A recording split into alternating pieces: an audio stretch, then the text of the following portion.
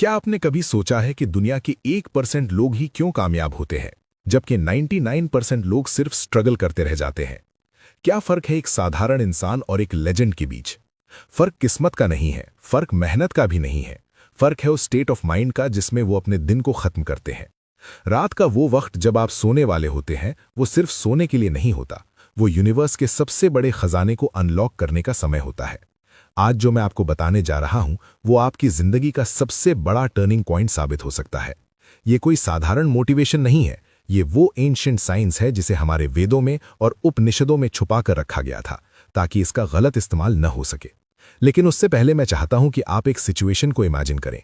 उस इंसान के बारे में सोचिए जिसने अपना सब कुछ दांव पर लगा दिया, जिसने दिन रात एक कर दी अपने सपने के लिए, पसीना बहाया, रातों की नींद हराम की, लेकिन अंत में हाथ क्या लगा? सिर्फ फेलियर। वो रात को अपने बिस्तर पर लेटता है और छत को घूरते हुए सोचता है कि आखिर कमी कहाँ रह गई। उसकी आंखों में आंसू हैं, लेकिन वो रो नहीं सकता, क्योंकि उसे अपने परिवार के सामने स्ट्रांग बनना है। वो अंदर से टूट चुका है। उसे लगता है कि शायद भगवान या ये यूनिवर्स उसके खिलाफ है। क्या आपने कभी ऐसा महसूस किया है? क्या कभी ऐसा लगा है कि आप चीखना चाहते हैं लेकिन आवाज नहीं निकल रही? अगर आपने अपनी जिंदगी में एक बार भी इस हेल्पलेसनेस को, इस दर्द को महसूस किया है, तो अभी इसी वक्त कमेंट बॉक्स में जाकर टाइप करें आई फील इट, क्योंकि आज का ये सेशन सिर्फ उन्हीं लोगों के लिए है जो इस दर्द को अपनी सबसे बड़ी ताकत में बदलना चाहते हैं। मैं चाहता हूं कि आप अभी कमेंट करें ताकि आप यूनिवर्स को ये सिग्नल दे सकें कि आप अब बदलने के लिए तैयार हैं। आज हम जिस तकनीक के बारे में बात करने जा रहे हैं, उसे मॉडर्न न्यूरोसाइंस में स्लीप प्रोग्रामिंग कहा जाता है, और हमारी प्राचीन संस्कृति में इसे योग निद्रा और स्वप्न साधना का नाम दिया गया है।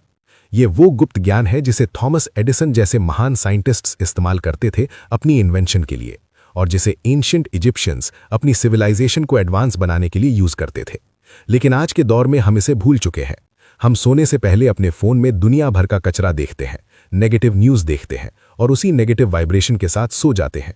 फिर हम शिकायत करते हैं कि हमारी लाइफ में कुछ अच्छा क्यों नहीं हो रहा। याद रखिए, सोने से पहले के वो 2 मिनट आपकी पूरी जिंदगी को कंट्रोल करते हैं। अगर आपने इन 2 मिनटों को काबू करना सीख लिया, तो दुनिया की कोई भी ताकत आपको सफल होने से नहीं रोक सकती। हमारे शास्त्रों में कहा गया है कि जो ब्रह्मांड में है वही पिंड यानी शरीर में है। जब आप सोने जाते हैं तो आप सिर्फ अपनी आंखें बंद नहीं कर रहे होते, आप एक डायमेंशन से दूसरे डायमेंशन में जा रहे होते हैं। ये वो समय होता है जब आपका कॉन्शियस माइंड यानी आपका लॉजिकल दिमाग सो रहा होता है, और आपका सबकॉन्शियस माइंड यानी अवचेतन मन पूरी तरह से जाग जाता है। ये वही समय है जब आप अपने दिमाग को जो भी कमांड देंगे, वो उसे एक आदेश मानकर पूरा करने में लग जाएगा। मॉडर्न न्यूरोसाइंस ने यह साबित कर दिया है कि जब आप जाग रहे होते हैं तो आपका दिमाग बीटा स्टेट में होता है, जहां आप लॉजिक और डर से घिरे रहते हैं। लेकिन सोने से ठीक पहले जब आपकी पलकें भारी होने लगती हैं, तब आपका दिमाग अल्फा स्टेट और फिर थीटा स्टेट में एंटर करता है।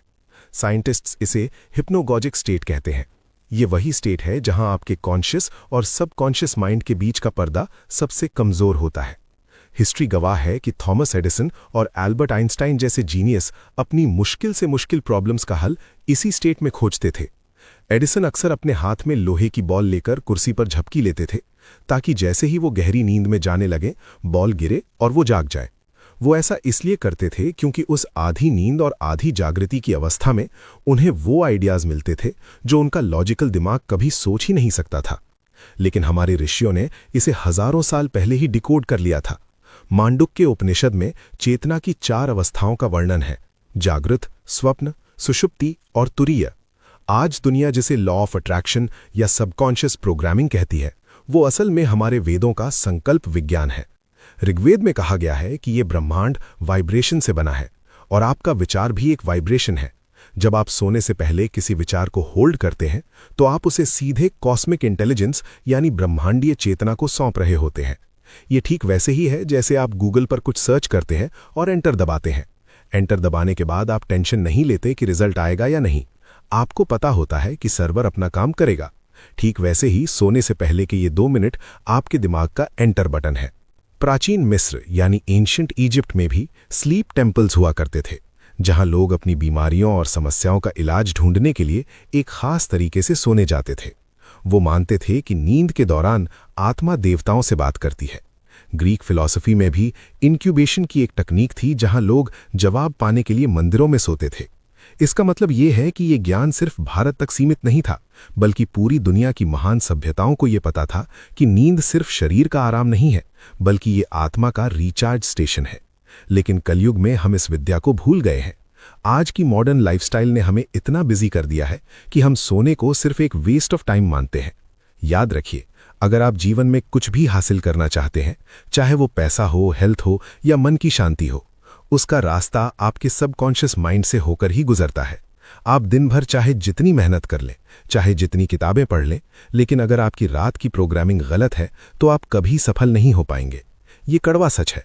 जो लोग कहते हैं कि मैंने बहुत मेहनत की फिर भी फेल हो गया, उसका कारण यही है कि वो दिन में तो निर्माण करते हैं, लेकिन रात को अनजाने में अपने ही सपनों को डिस्ट्रॉय कर देते हैं अपनी नेगेटिव सोच से। अब बात करते हैं उस विधि की, उस सुप्रीम टेक्निक की जो भगवान शिव ने अपने सूत्रों में बताई है। विज्ञान भैरव तंत्र में भगवान शिव माता पार्वती को धारणाओं के माध्यम से समझाते हैं कि कैसे शून्य में उतरना है।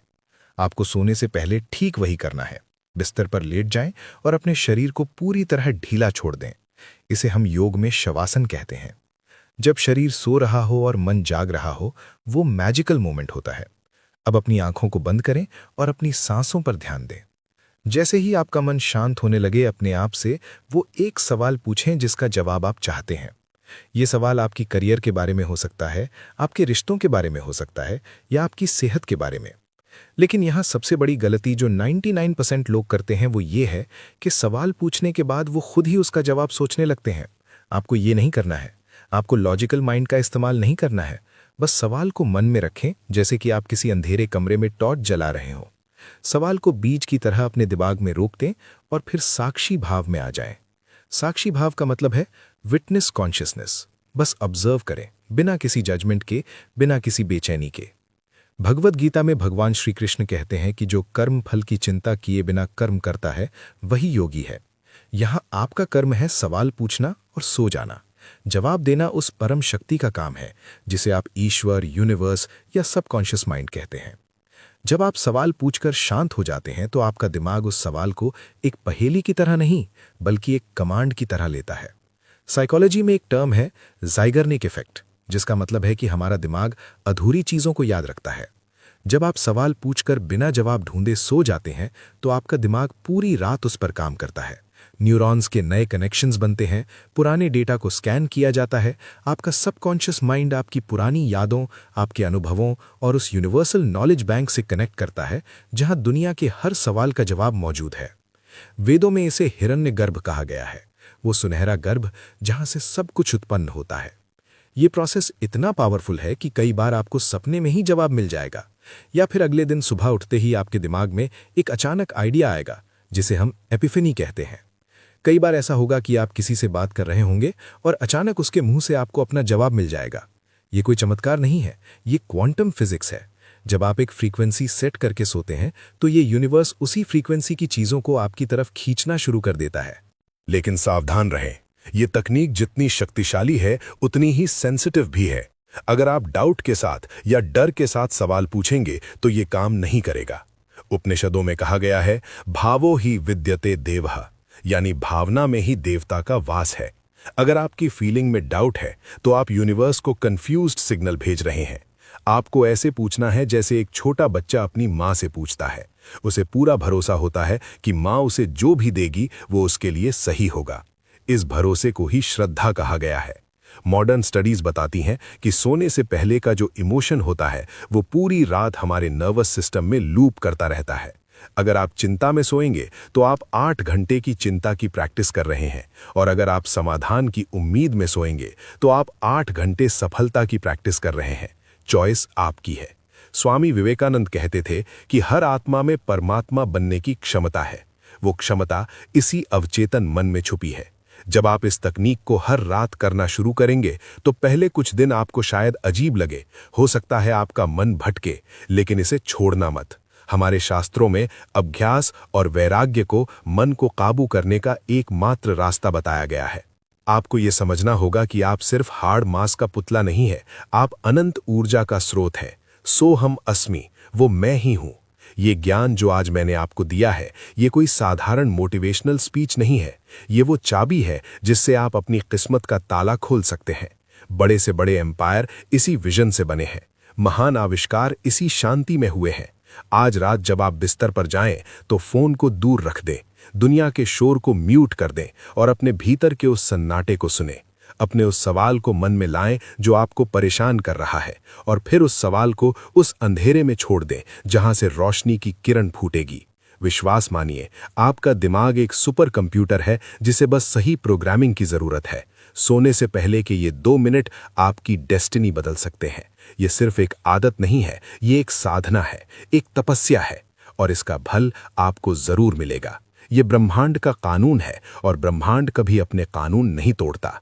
इस प्रोसेस को आज रात से ही शुरू करें, कल का इंतजार न करें, क्योंकि कल कभी नहीं आता।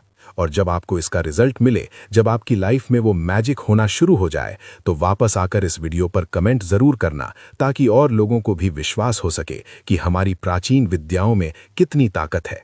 याद रखिए, आप अकेले नहीं हैं, वो परम शक्ति हर पल, हर सांस के साथ आप